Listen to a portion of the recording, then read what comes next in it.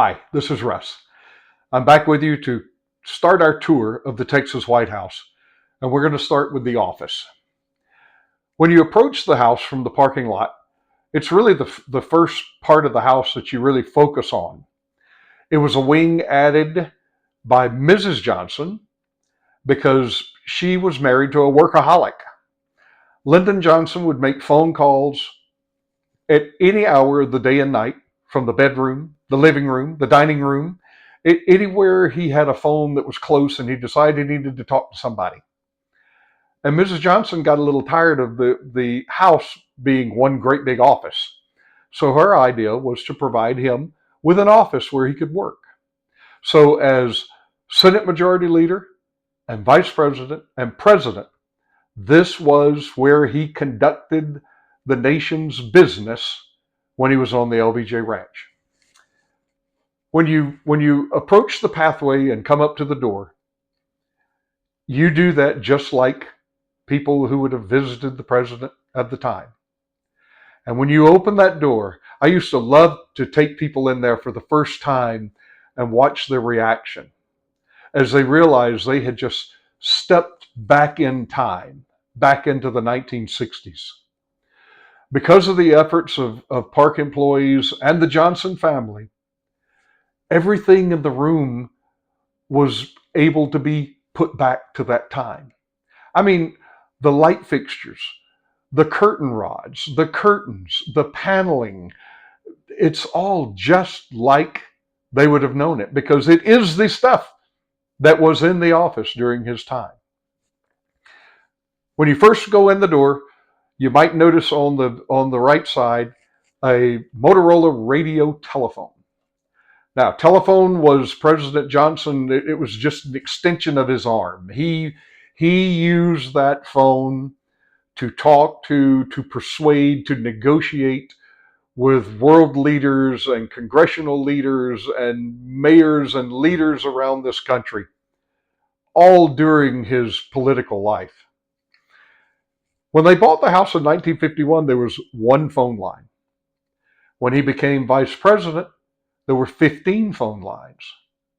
When he became president, after about 4 weeks, there were 100 phone lines, a radio tower, microwave systems connecting to Austin, giving him 120 channels, teleprinters, cryptographic machines, all supporting the presidency when he was in residence in that place. Against that wall that you see, that was kind of a privacy divider wall between guests coming in the room and the president's desk where he was working around on the other side. There was the president's desk, and there were three other assistant and secretary desks where people would work during the time.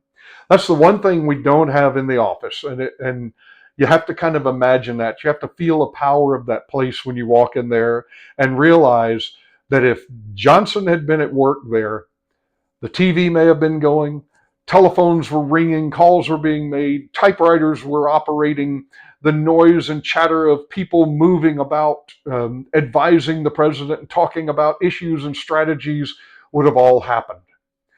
Today it's a little more static, but you certainly do get the feel.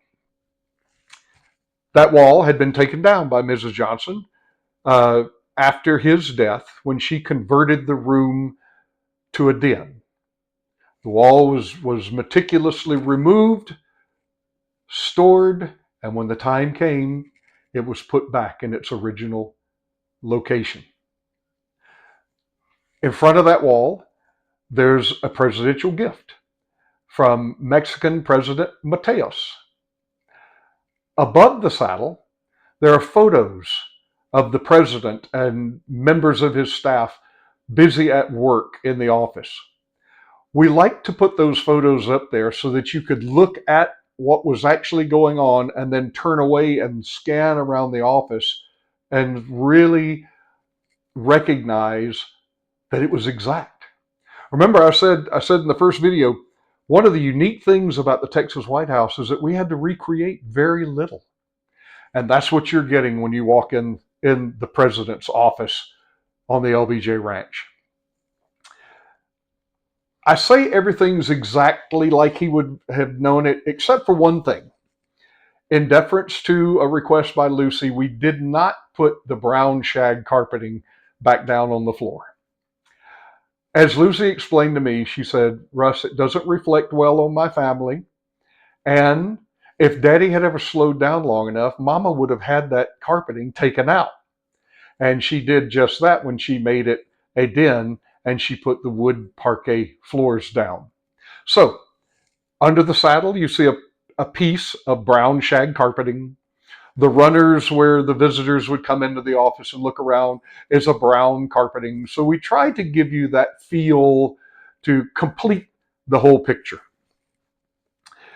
Above the fireplace is a portrait of Lyndon Johnson as Senate Majority Leader. Many believe that in talking with him and his recollections after the presidency, that his time as Senate Majority Leader was some of the happiest of his political career. And below the mantel is a flintlock musket, a gift of Fess Parker, an American actor who in the 1950s and 60s portrayed Daniel Boone and Davy Crockett.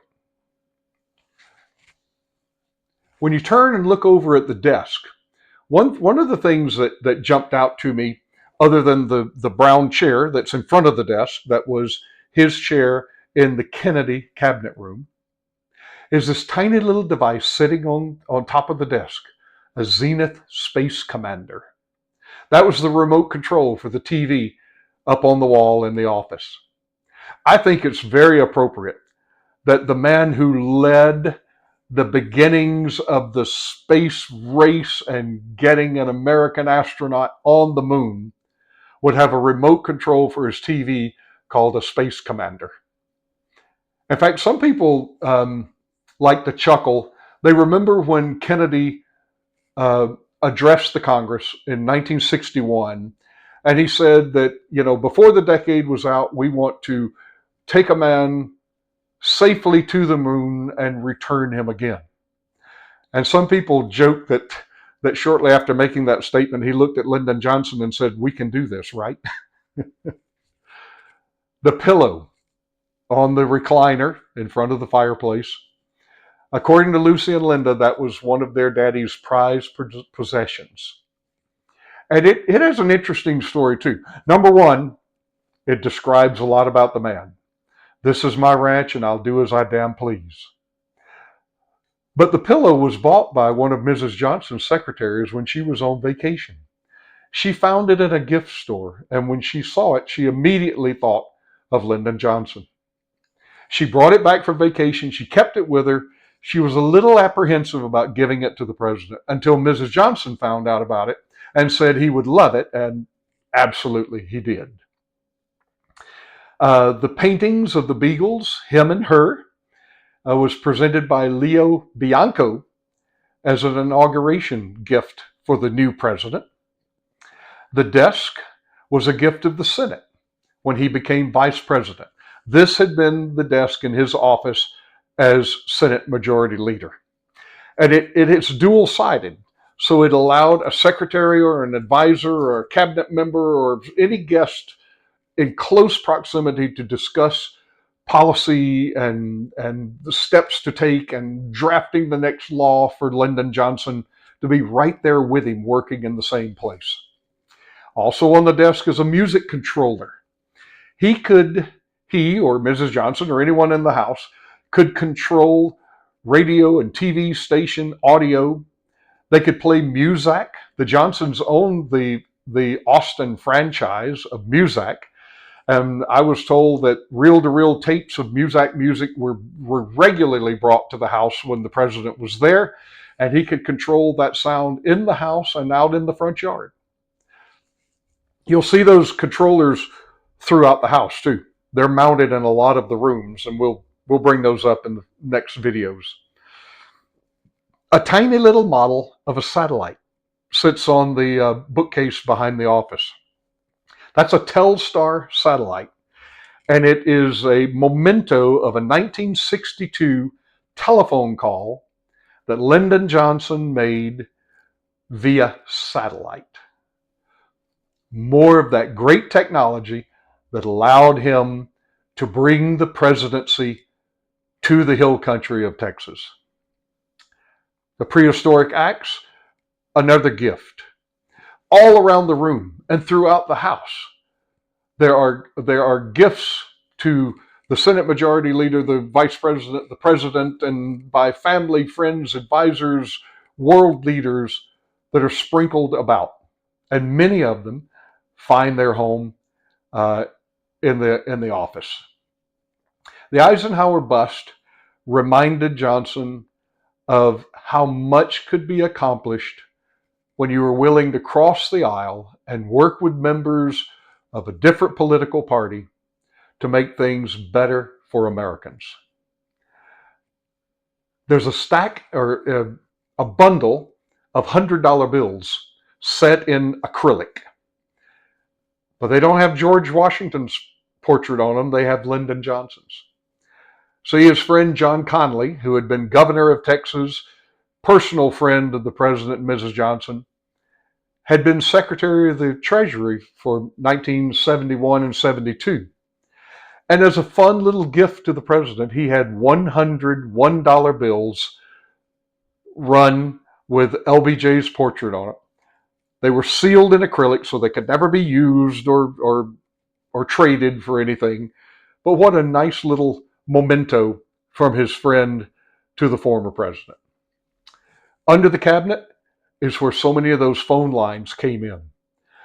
Under that cabinet, if you open that cabinet door, there's a bundle, maybe 2 or 3 inches in diameter, of spools of copper wire that fed all the telephones throughout the house.